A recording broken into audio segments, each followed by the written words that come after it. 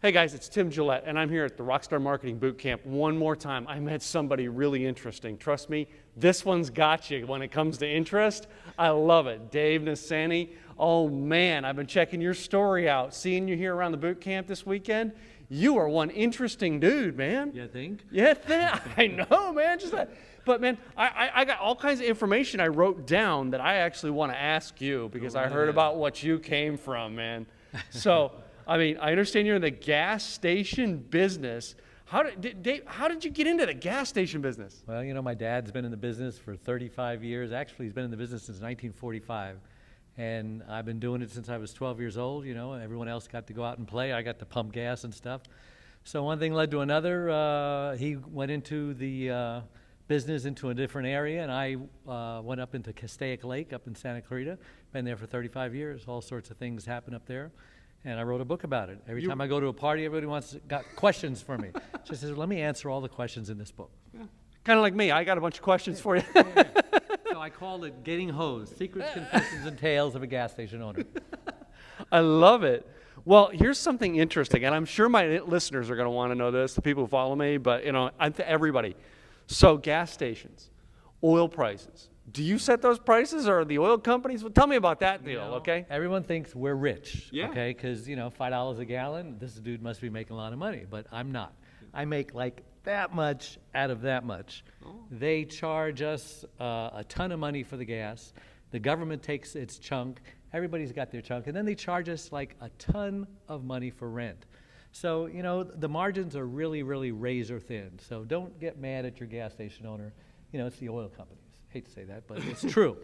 Okay, so we get to blame it on the oil companies, Absolutely. right? Yeah, I always have this thing, you know what I mean? I think I'm making the oil companies rich, but anyway.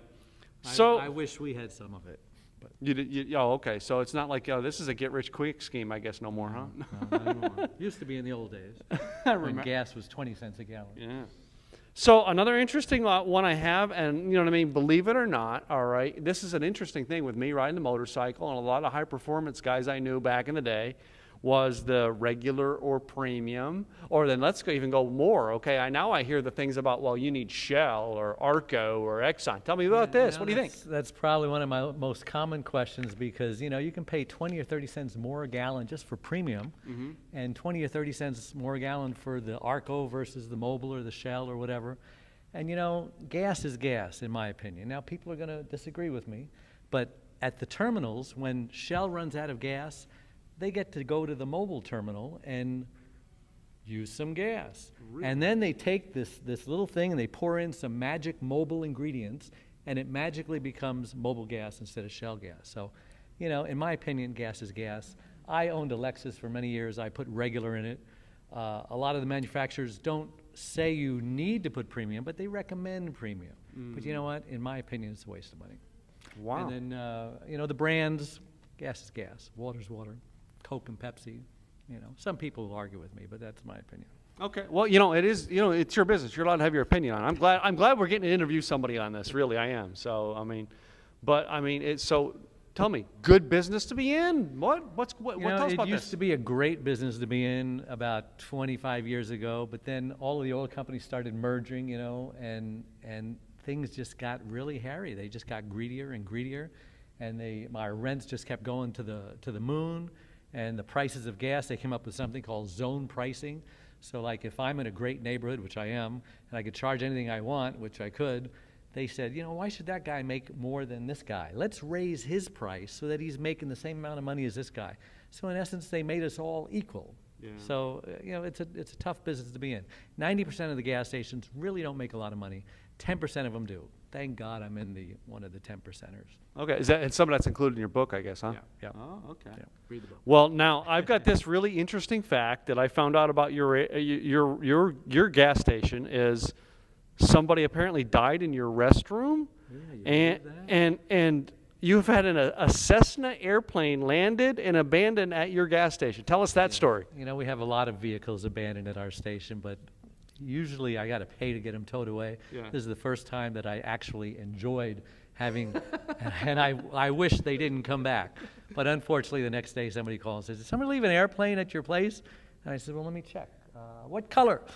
So, you know, they picked it up. they lost oil pressure, they were flying, and they saw my gas station, decided to land. And then another about the restroom, this guy, I guess he was dying of AIDS, and he came to use the restroom, and I guess that's where he decided to take his last breath. But the sad part about it is that 2 or 3 people were using the restroom after them, and they were just like walking over his body because, you know, I guess you got to go, you got to go. So it's pretty sad. Yeah.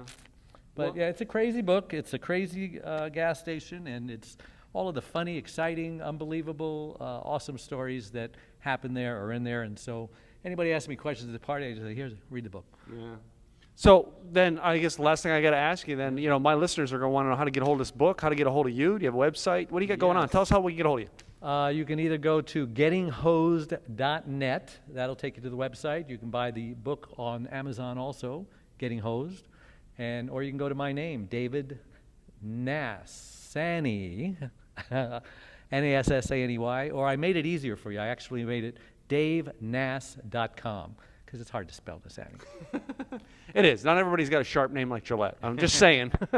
Well, guys, yeah, sometimes I'm good at jokes. Other times I got to get that guy Adam Ace up here. So anyway, but hey, guys from the Rock and Roll Entrepreneur Bootcamp, Tim Gillette from timgillette.com, and we're having a great time here with RockStar Marketing Bootcamp with Craig Dustwalt. So we appreciate you stopping by, and now go check out Dave and his book, Get Hosed. Thank you. Great.